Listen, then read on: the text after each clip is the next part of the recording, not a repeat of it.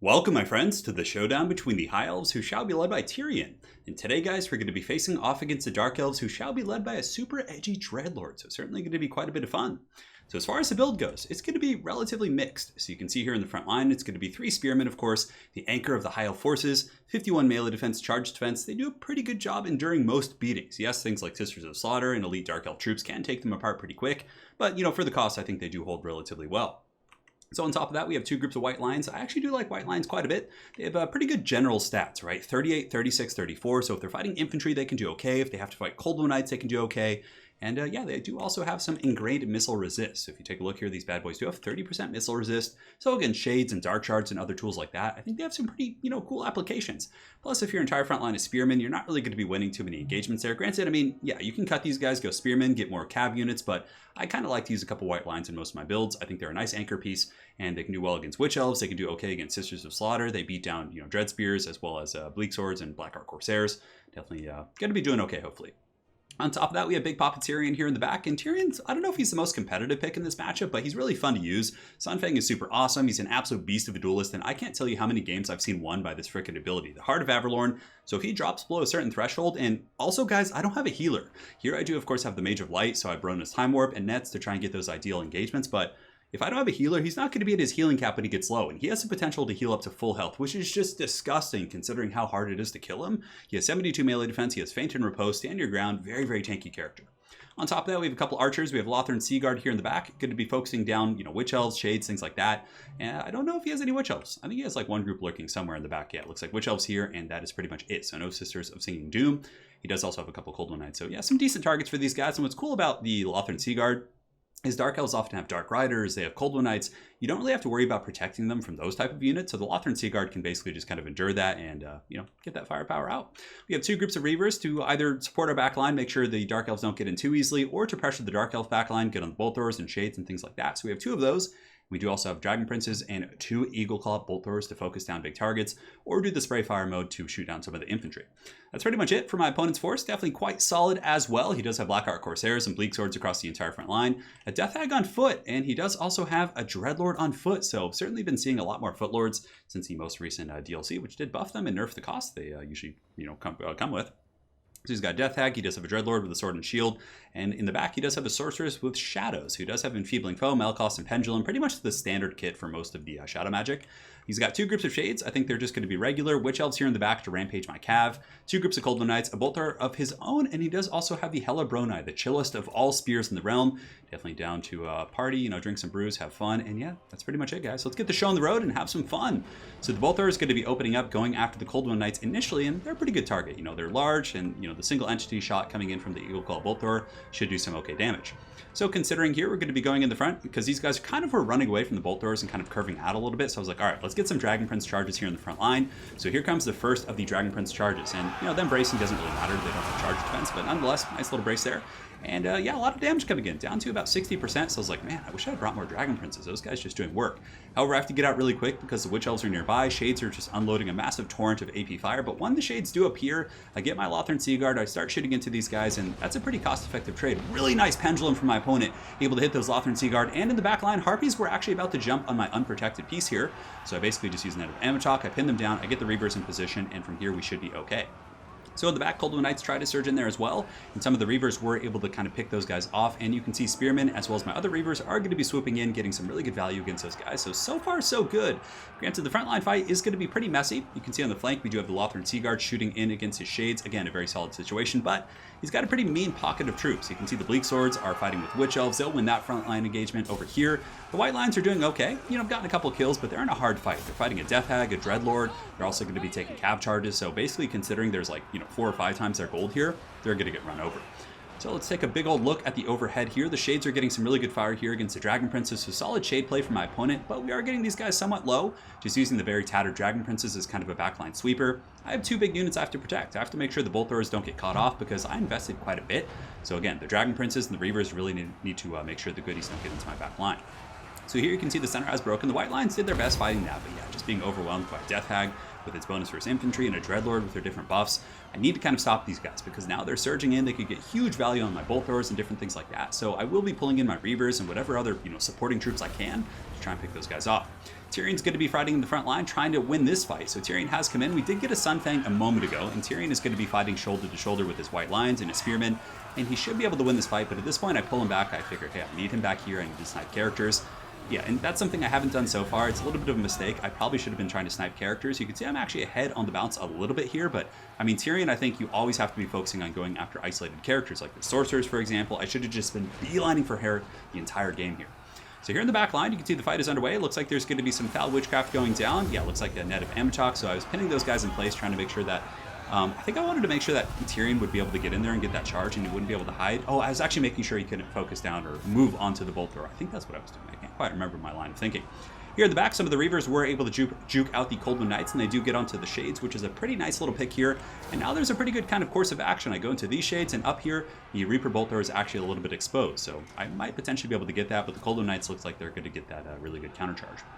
So here in the back, we do break off the Bleak Swords, but the Bleak Swords, no, they actually stabilized. I thought we were going to break them. 320. It looks like they're just on the edge of glory here. I pull in the Lothern Sea Guard because I don't want Tyrion to be fighting alone, and basically I'm going to be using Tyrion to just take out the Death Hag, which I think is an easier kill than the Dreadlord, so I'm just going after the easy choice targets here. And you can see my Mage is going to be coming in, so we have the heroic duel. It's going to be the Mage and Tyrion fighting against the two foul Dark Elf characters here. So the classic duel there, Tyrion doing some 360 moves there on his horse. But the Death Hag's certainly taking a lot of damage, but she's no pushover. Faint Riposte is going to be popped as well, but I have a feeling my opponent is just going to be targeting my Mage anyways. So the Lothern Sea Guard, basically Spearmen, are able to finish off the very tattered Bleak Swords in the back line. You can see I am able to get the Reavers back here and get onto the Bolt Thrower, but the Cold Moon Knights are pretty close on their tail, and 12 Cold Moon Knights should easily beat down 16 Reavers. But nonetheless, we do some okay damage. Still not the best situation, but it's not bad either. So here in the flank, we actually do win part of the front line. Some Spearmen are coming back here. Lothern Sea Guard pouring some fire into my opponent's forces. But unfortunately for me, he does have his Shades back online, which is a little bit dicey. And we're just going to be pulling in everything now. So Illyrian Reaver is going to be charging into the Witch Elves. Witch Elves, of course, very lightly armored. So this is a pretty choice charge target here, doing some okay HP damage as the Death Hag is pretty much defeated. So Tyrion doing a great job. And guys, we still have that backline trick. Rona's Time Warp going down as well. Going to be giving him a huge combat boost. There was actually, in my hometown of Ojai, there was a guy who used to call steroid users boofers, which was pretty funny. But anyways, another time, Lothern Sea Guard here, going to be coming in with Rona's Time Warp as well, really trying to goon out that character. But Tyrion's taking a beating, but I was okay with this because I knew I still had the Heart of Averlorn in my back pocket. And considering I have no healing cap here, Tyrion's going to be getting a balls deep heal here in just a moment. Pretty much back up to full health, considering no healing cap. You can see he's getting low, 684 HP, and look at that juicy heal. All right, that's just brutal stuff. So Tyrion's full health now. We're going to be getting a Sunfang, but regardless of Tyrion getting the heal, the Sunfang just scorching those guys as well. So pretty good 2-for-1 situation right there. But, I mean, yes, Tyrion gets the heal, but you also have to take into other variables. If you look at the map, like, I don't really have much left, and Tyrion isn't the best at clearing hordes, or, like, even the Hellebrona, I could probably solo Tyrion. I mean, assuming I don't have Sunfang or things like that, and he also still has Witch Elf, so it's a really nice boon for sure, but it's still, far from over. And despite the fact the bounce part isn't my favorite, it's going to be a cockfight. So if a Bolt Thrower back online here, we're going to be shooting into this blob here. I believe we switched to Spray Fire mode to do some damage against Blackheart Corsairs. And basically with Tyrion at this point, I'm just going after things that are pretty much a threat to him. So obviously the Shades can kill him with their Focus Fire, so I need to take these guys out or at least break them. So Tyrion's going to be doing his best to kind of polish those guys off.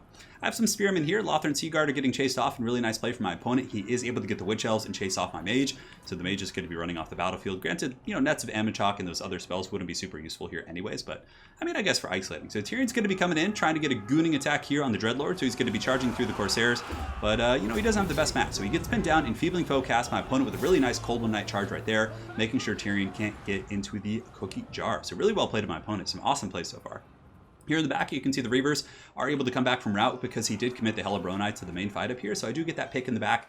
But for the most part, his Reaper Bolt Thrower has gotten its value. It's been shooting the entire game, so it's not the best pick in the world, but it's still not bad. So Reaver's doing a great job here, and there's going to be a bit of Bene healing as we get our armies together. My opponent chasing down my Eagle Claw Bolt Thrower here, which is nice, getting it off the battlefield. I have some Lothern Sea Guard, some Spearmen coming in. I charge in with Tyrion, trying to get down some of the Cold One Knights and just take out the anti-large models, but the Hellebroni are going to be really difficult. Oh my god, look at the leadership on the Hellebroni. 103 there for a moment when they were buffed. 85 now base is really good. So basically, I mean, look at the battlefield. The only chance I really have is if I can get a juicy Sunfang, and it's certainly very plausible. Granted, Sunfang is a ways off. I believe I had like, almost a minute of cooldown or like 48 seconds or something. So I was like, okay, I need to get Tyrion into combat. So Tyrion's going to be chasing down Shades. And I could just sit and fight those guys, but I'm like, I need to get rid of active threats and things like that. Over here, he is actually able to win a pretty big fight. So as Cold Wind Knights come in, they do push off my Bolt Thrower. And also my Lothran Seaguard. Those Lothran Seaguard, again, would have been super useful. And the Bolt Thrower crew was actually running back to its piece. But they do come back here, and Tyrion's going to be chasing down those Cold Wind Knights, just looking to make sure they don't come back so I can get the Bolt Throwers back online. And it looks like they might actually break. No, but they waver and come back. So again, a pretty big mistake. I should have chased those guys off. And the Bolt Thrower crew is going to be going back. But on this desert map, it's actually really tough to kind of find the Bolt Thrower. If we look around, I'm like, goodness gracious, where is that thing? I remember in the game, I was like looking, I was like, where is it? I can't find it. Oh, the Bolt Throwers are around here somewhere, but on this map, they blend in so well. So basically, Tyrion here is trying to get some good sniping here on the Dreadlord. I do get hit with Enfeebling Foe or Melkoth's Mystifying Miasma to kind of slow me down a little bit.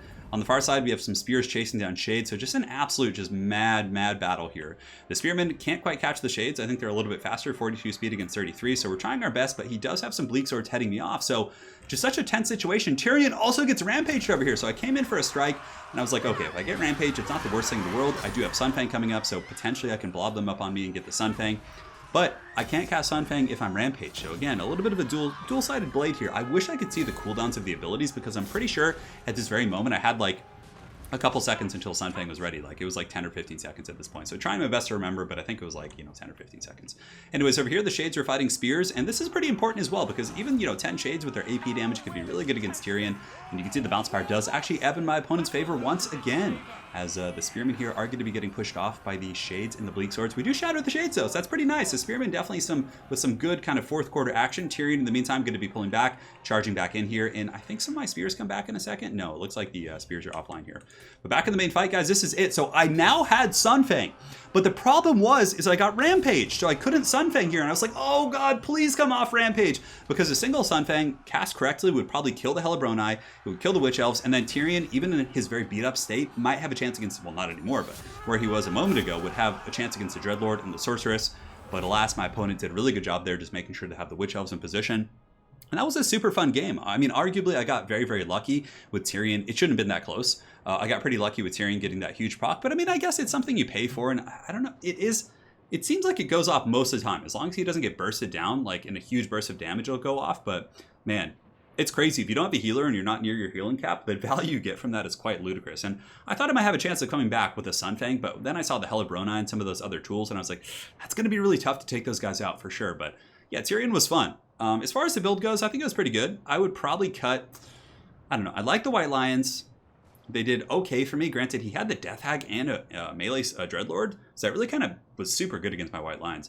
Maybe I would cut one Bolt Thrower, one Lothran Seaguard, get some other Dragon Princes. The thing is, I'm not really the best High Elf player. They're one of my weaker factions, so I'm trying to like get better at some of the factions I don't play, because I'm sure it gets boring for you guys just to see like Empire and all the factions I play over and over again. So I'm trying to kind of get some practice in, and this was a great game. My opponent was very solid, so I'm trying to get some practice in with some of the factions I'm a little bit weaker with. But yeah, I don't know if the Mage of Light was worth it. The nets were kind of useless. Honestly, it felt like I didn't even have a caster that game, so I think that was a mistake. I think perhaps mixing in like Lore Master of Hoth to get Spirit Leech, or just any other Lore Magic, Apotheosis and Tempest would have been better, because like I just got nothing out of my Magic that game. I got a couple nets, but for the most part, it was a little bit lackluster. So yeah, I don't know. I might actually change out Tyrion too. He's pretty good at sniping characters, but getting a Lariel is just so powerful, like double Dragon Prince. Something to think about. Bolt Throwers I think are pretty good, but maybe just cutting down to one. There's a multitude of ways you could change this build for sure. But yeah, super well played in my opponent, Darth Pendragon. Very fun game, and hopefully you guys enjoyed this High Elf versus Dark Elf showdown. See you guys next time, and take care.